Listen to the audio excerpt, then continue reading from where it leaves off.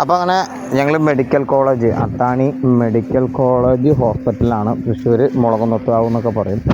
അപ്പോൾ ഇവിടെയാണ് ഇപ്പോൾ നമ്മൾ വൈഫിനെ കാണിച്ചിരിക്കുന്നത്. ഈ ഒരു ഹോസ്പിറ്റലിൽ ഗവൺമെൻറ്റിൻ്റെ എല്ലാ ഫെസിലിറ്റീസുള്ള ഒരു വലിയൊരു ഹോസ്പിറ്റലാണ് അത്താണി മെഡിക്കൽ കോളേജ്.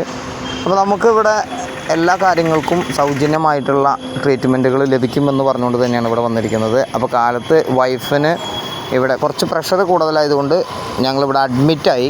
ശരിക്കും ഡേറ്റ് പ്രകാരം ഇനിയുണ്ട്, ഒരു 10 ദിവസം കൂടി ഉണ്ട്. പക്ഷേ ഇന്ന് വൈഫിന് കുറച്ച് പ്രഷർ കൂടുതലായതുകൊണ്ട് അഡ്മിറ്റായി. ഇന്ന് തന്നെ ഡെലിവറി ഉണ്ടാവും എന്നുള്ളതാണ് പറഞ്ഞിരിക്കുന്നത്. അങ്ങനെ ഇത്രയും നാളത്തെയുള്ള പ്രാർത്ഥനയിലും കാത്തിരിപ്പിലും എനിക്ക് ഒരു പെൺകുഞ്ഞ് ജനിച്ചു. വളരെ സന്തോഷത്തിലാണ് ഇപ്പോൾ നിൽക്കുന്നത്. കൂടുതൽ നല്ല മോളുടെ ഫോട്ടോസുകളും വീഡിയോസുകളൊക്കെ നമ്മൾ കാണിക്കുന്നതായിരിക്കും. ഇപ്പോൾ മോളുടെ ആദ്യത്തെ ബ്ലഡ് ഒന്ന് ടെസ്റ്റ് ചെയ്യാൻ കൊടുക്കുകയാണ്, ഏതാ ഗ്രൂപ്പ് എന്നൊക്കെ ഒന്ന് അറിയാൻ. അപ്പോൾ ദിയമോൾക്ക് ചിലവ് വേണമെന്ന് പറഞ്ഞിട്ട് ഒരു ഐസ്ക്രീം മേടിച്ചു കൊടുക്കാനുള്ള പോക്കിലാണിപ്പോൾ. അപ്പോൾ ഭാര്യ ദൃശ്യ ആദ്യത്തെ പ്രസവം ദിയമോളെ പ്രസവിച്ചതും മെഡിക്കൽ കോളേജിൽ തന്നെയാണ് കേട്ടോ. അന്ന് 2750 ഉണ്ടായിരുന്നു കുട്ടിയുടെ വെയിറ്റ്. ഇപ്പോൾ മോൾക്ക് ജനിച്ച മോൾക്ക് വെയിറ്റ് വന്നിരിക്കുന്നത് 3 കിലോന് മുകളിലുണ്ട് കേട്ടോ. അപ്പോൾ കുട്ടികൾക്ക് കേടില്ലാതിരിക്കുക എന്നുള്ളതാണ്, അല്ലെങ്കിൽ വയ്യായി ഇല്ലാതിരിക്കുക എന്നുള്ളതാണ് നമ്മുടെ ഏറ്റവും വലിയ പ്രാർത്ഥനകൾ.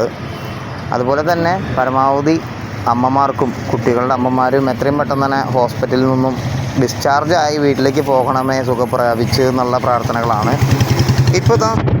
അപ്പോൾ ഈ ഒരു ടൈം എന്ന് പറയുന്നത് ചിലവരൊക്കെ നമ്മൾ ചിലപ്പോൾ വിട്ടുപോയിന്ന് വരും. എന്താ വെച്ച് കഴിഞ്ഞാൽ ഇപ്പോഴത്തെ ഒരു ടൈം അത്രയും സന്തോഷത്തിലൂടെയാണ് ഇരിക്കുന്നത്, മനസ്സൊക്കെ വേറൊരു ലെവലിലാണ് ഇരിക്കുന്നത്. അപ്പം ഞാനും മോളും കൂടിയിട്ട് ഒരു ഐസ്ക്രീം കഴിക്കാൻ വേണ്ടിയിട്ട് മെഡിക്കൽ കോളേജിൻ്റെ തൊട്ടടുത്ത് തന്നെയുള്ള ഒരു ഇവിടെ വന്നിരിക്കുകയാണ്. അപ്പോൾ നമുക്ക് സാധാരണ അവിടെ വാർഡിൽ നിൽക്കാൻ കുറച്ച് നേരം സമയമുള്ളൂ. അതായത് വൈകിട്ട് എല്ലാവരും ഒരു 8 മണി ആകുമ്പോൾ എല്ലാവരും പുറത്തേക്ക് പോകണം, ആണുങ്ങളൊക്കെ പുറത്തേക്ക് പോകണം. അപ്പോൾ അവിടെ അലൗഡ് അല്ലാത്തതുകൊണ്ടാണ് ഈ ഒരു സമയത്ത് പുറത്തേക്ക് ഇറങ്ങുക. പുറത്തേക്ക് ഇറങ്ങുമ്പോൾ ഇനിയിപ്പോൾ ഞാൻ വീട്ടിൽ പോകും, ഇവിടെ അടുത്ത് തന്നെയാണ് വീട്. അപ്പോൾ വീട്ടിൽ പോയിട്ട് ഫ്രഷായി നാളെ കാലത്താണ് വരിക.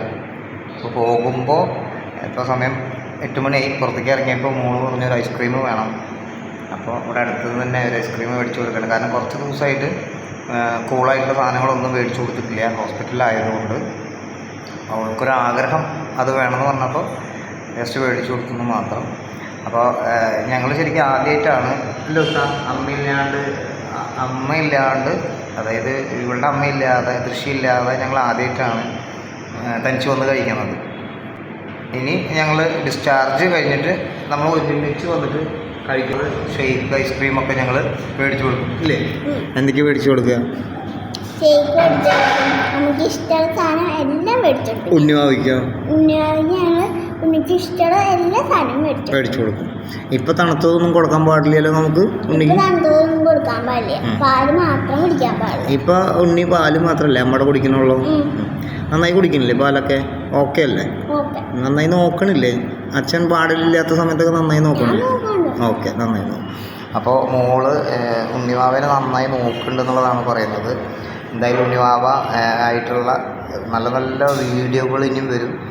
അപ്പോൾ സപ്പോർട്ട് ചെയ്യാം. ഓക്കെ, അപ്പോൾ എന്തായാലും ഞങ്ങൾ ഈ ഐസ്ക്രീം ഒന്ന് കഴിക്കട്ടെ. Okay, thank you.